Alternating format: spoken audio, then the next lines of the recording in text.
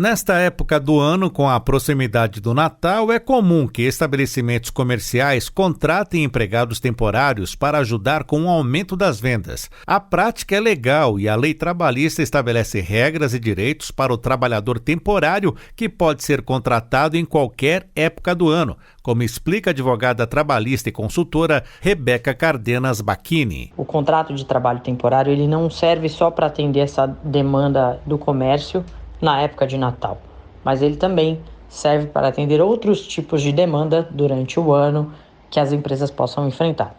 Então, situações como, por exemplo, o afastamento de uma empregada que está em período de licença maternidade, ou de uma pessoa que está em férias, ou de uma pessoa que está afastada por auxílio-doença.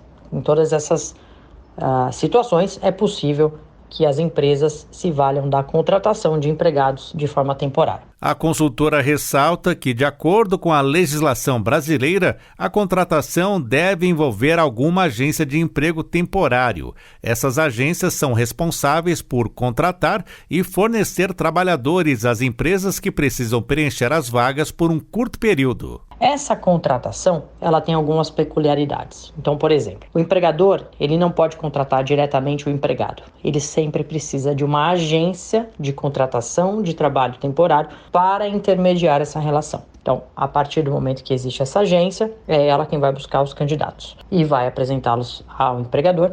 E assim vai acontecer essa contratação. No Brasil, essa modalidade de contratação foi instituída por uma lei federal e não configura vínculo empregatício. Recentemente, o Decreto 10.854 de 2021 reiterou direitos dos trabalhadores e regulamentou o funcionamento das agências. Como o próprio nome diz, é contratação temporária, mas que pode ser estendida em situações específicas. O prazo estabelecido pela lei é de 180 dias, mas em algumas situações ele pode ser prorrogado por mais 90 dias, desde que a empresa comprove que aquela situação sazonal que originou a necessidade da contratação tenha perdurado por mais 90 dias. Então, assim, ele consegue estender esse contrato por mais 90 dias.